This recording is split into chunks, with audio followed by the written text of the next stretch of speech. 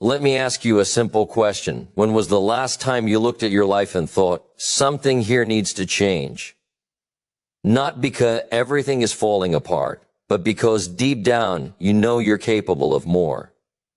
More discipline, more clarity, more purpose. Most people feel this quietly. They feel it late at night, in moments of frustration, in the gap between where they are and where they know they should be.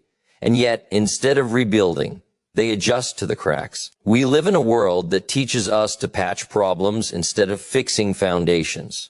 When motivation fades, we wait for it to come back. When progress slows, we blame circumstances. When things break, we hope time will repair them. But time doesn't rebuild anything decisions do.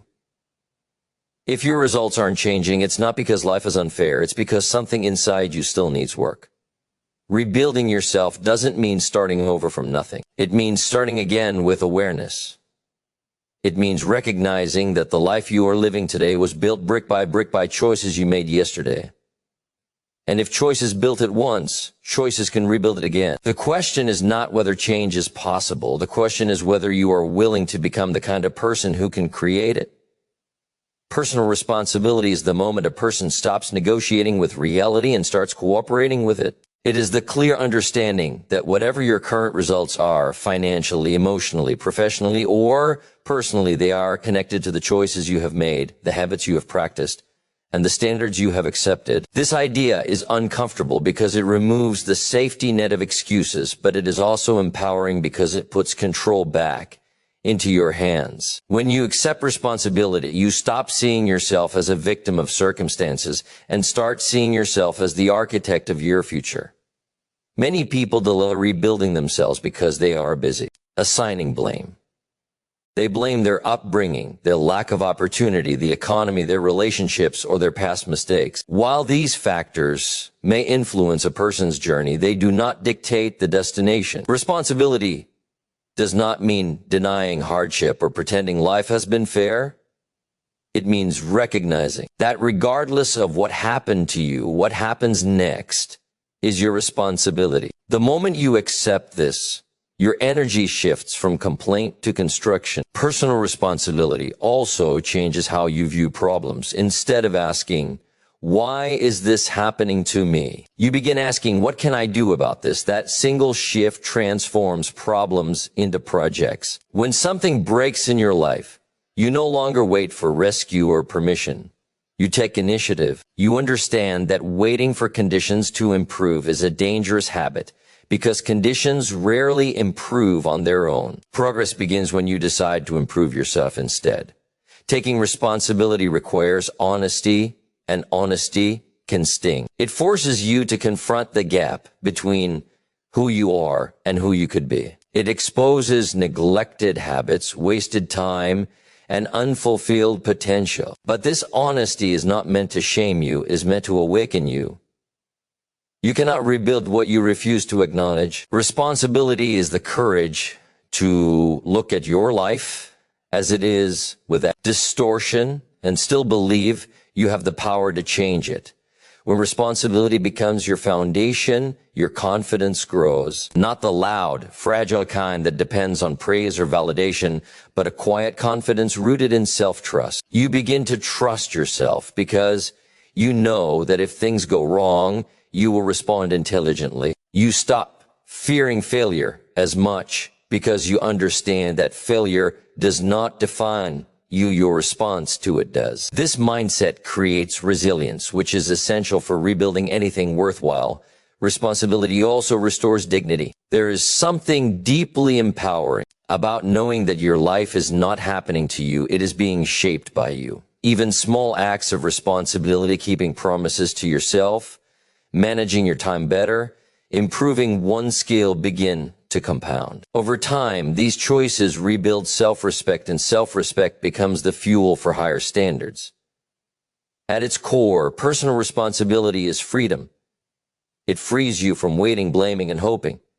It gives you permission to act, to grow, and to rebuild with intention. When you fully accept that your life is your responsibility, you step out of the role of observer and into the role of creator, and that is where real change begins.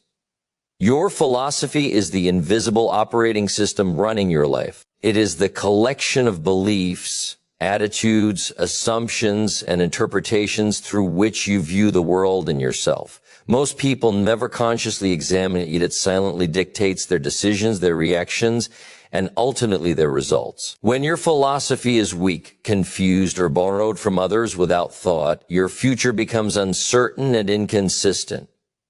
Rebuilding yourself requires first rebuilding the way you think.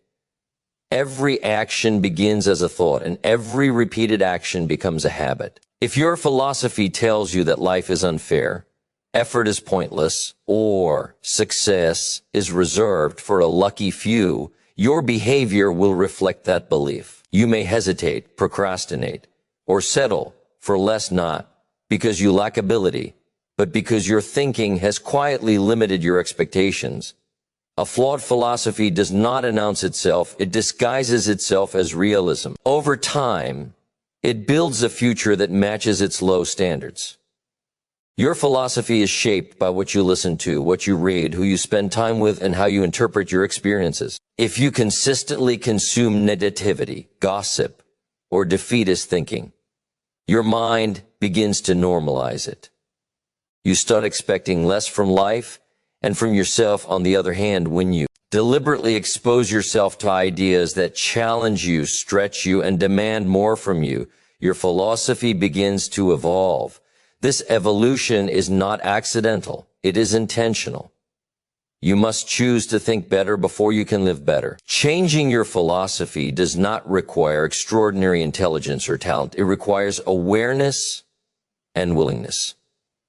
Awareness allows you to notice the patterns in your thinking, where you excuse yourself, where you exaggerate obstacles, where you underestimate your capacity. Willingness allows you to replace those patterns with stronger interpretations.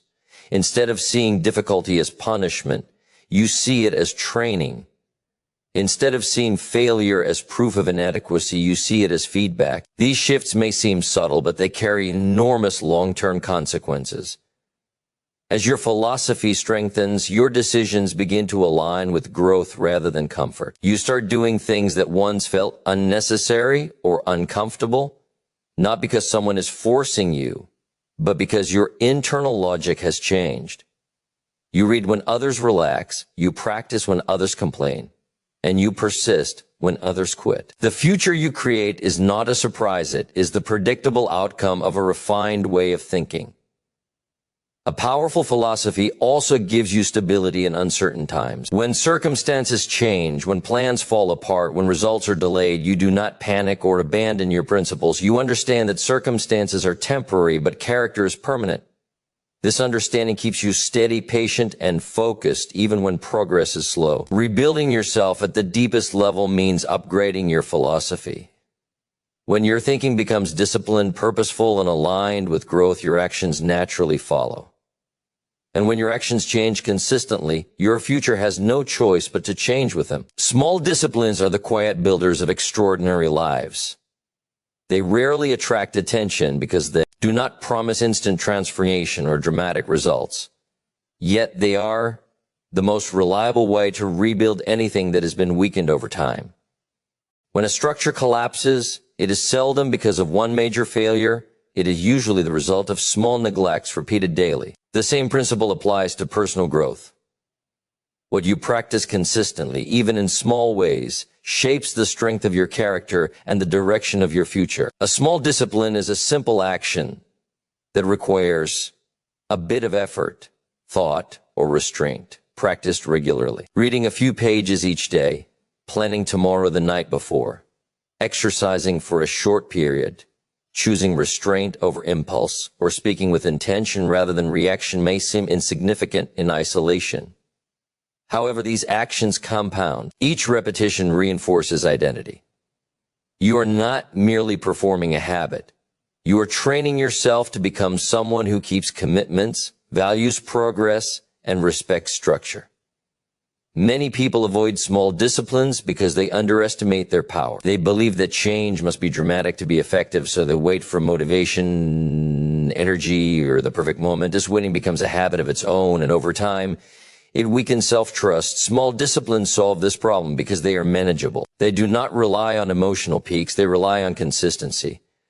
When you do what is required, even when you do not feel like it, you rebuild confidence one action at a time. These disciplines also create momentum. Success is easier to continue than to start. A single positive action makes the next one more likely. Order begins to replace chaos. As your daily routine gains structure, your mind becomes clearer, your focus sharper, and your sense of control stronger. You begin to experience progress not as a distant goal, but as a daily reality. This reinforces the belief that change is possible and that you are capable of sustaining it. Small disciplines also protect you from future breakdowns. Just as regular maintenance prevents structural damage, daily habits prevent emotional, mental, and professional collapse. Planning reduces stress.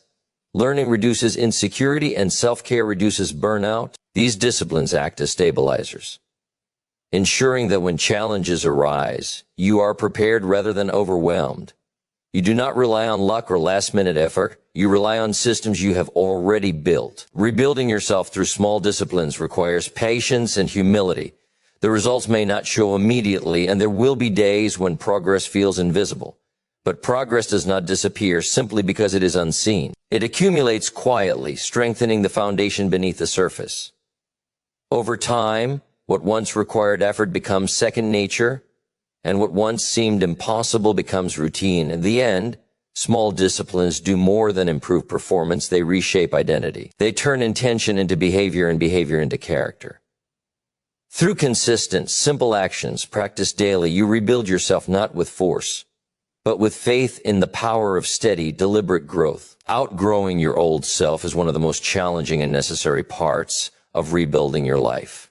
Growth demands separation, not from people alone, but from habits, beliefs, and identities that once felt safe. The version of you that created your current results cannot be the same version that creates better ones. Holding on to who you were while trying to become who you want to be creates internal conflict, and that conflict eventually stalls progress. The old self is comfortable because it is familiar. Even when it produces frustration or disappointment, it offers predictability. Comfort convinces you to repeat routines that no longer serve you, to tolerate standards that are too low, and to accept explanations that protect your ego. Outgrowing this version requires awareness, the realization that familiarity is not the same as fulfillment. What once worked may now be limiting you, and loyalty to the past can quietly sabotage the future. Letting go of your old self often feels like loss. You may have to release habits that helped you cope but now hold you back. You may need to question beliefs you inherited or adopted without examination. You may even outgrow certain environments or relationships that reinforce who you used to be. This process is uncomfortable because it removes emotional anchors. However, discomfort is not a signal to stop. It is evidence that growth is occurring. Outgrowing yourself also requires raising your standards. Standards determine what you accept, tolerate, and pursue. When standards remain low, effort remains inconsistent. When standards rise, behavior follows. You begin to expect more from your time, your work, your thinking, and your character. This shift is not about perfection. It is about intention. You stop negotiating with habits that weaken you and start committing to behaviors that strengthen you. There is also an internal identity shift that must occur. You cannot simply perform new actions while secretly clinging to an old self-image.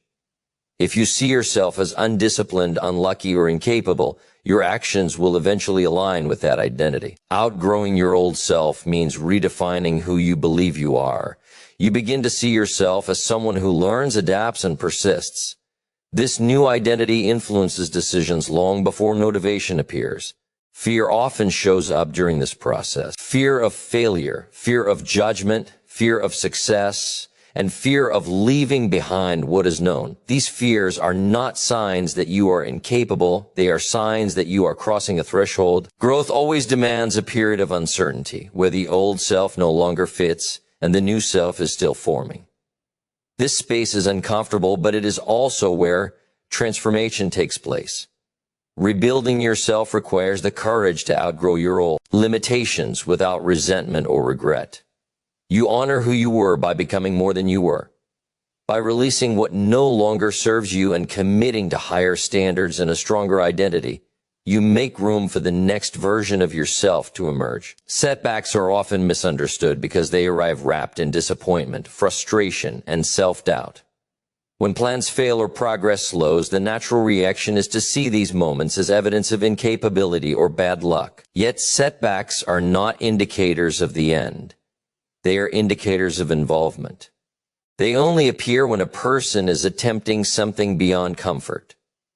In the process of rebuilding yourself, setbacks are not interruptions to growth, they are part of the design. Every setback exposes something that success cannot. It reveals weaknesses in strategy, gaps in preparation, and flaws in thinking.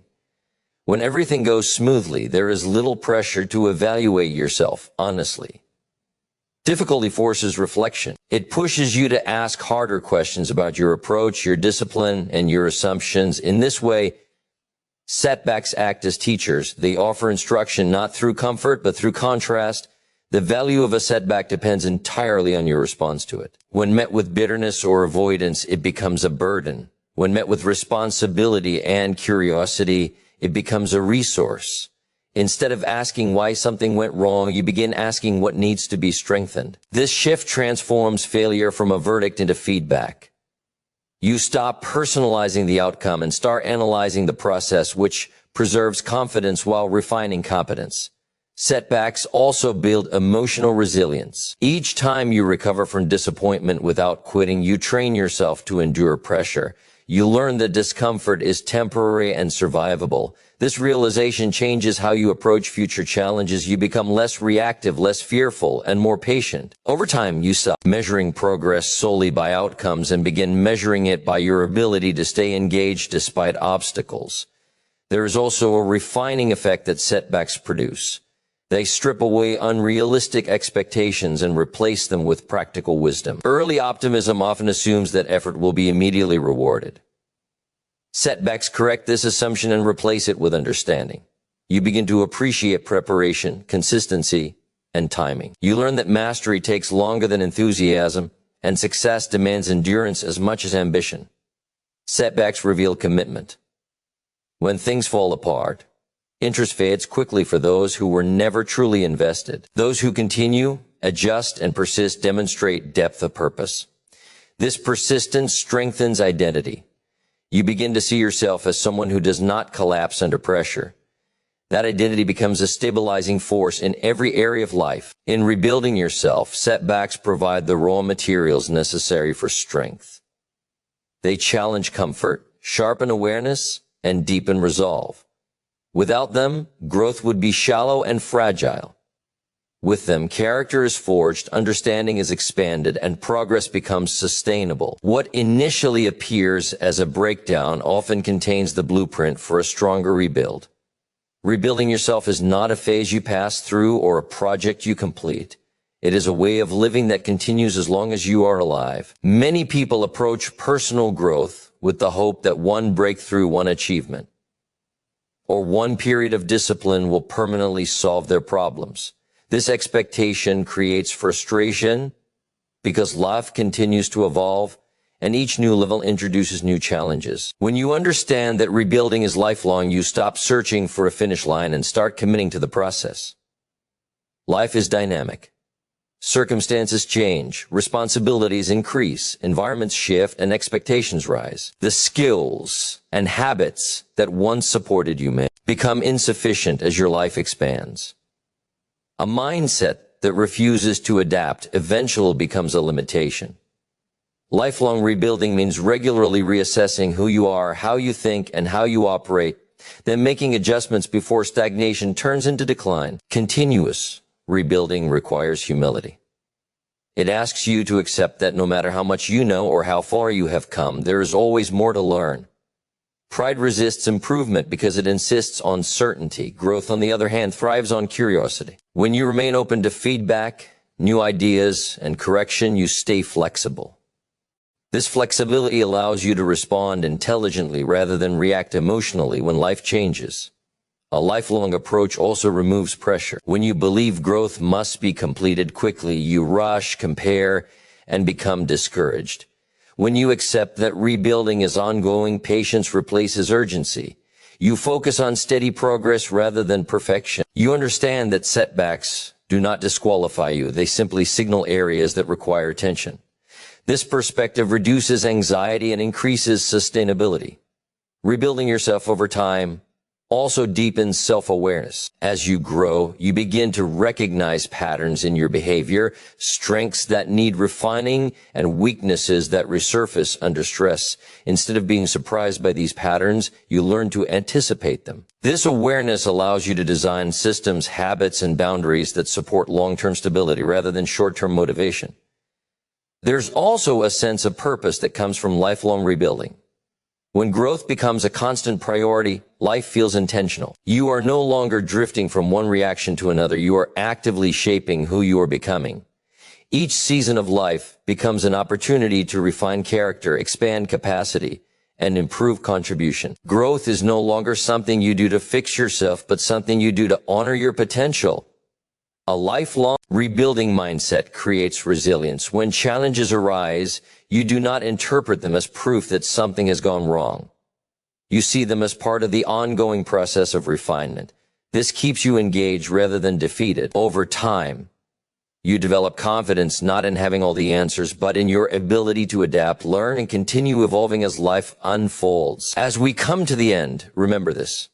Rebuilding yourself is not about fixing what is wrong with you. It is about strengthening what is right within you. It is about taking responsibility for your life, reshaping the way you think, and committing to small disciplines that quietly build extraordinary results. It requires the courage to outgrow old versions of yourself, the wisdom to use setbacks as tools rather than excuses, and the patience to understand that growth is a lifelong journey.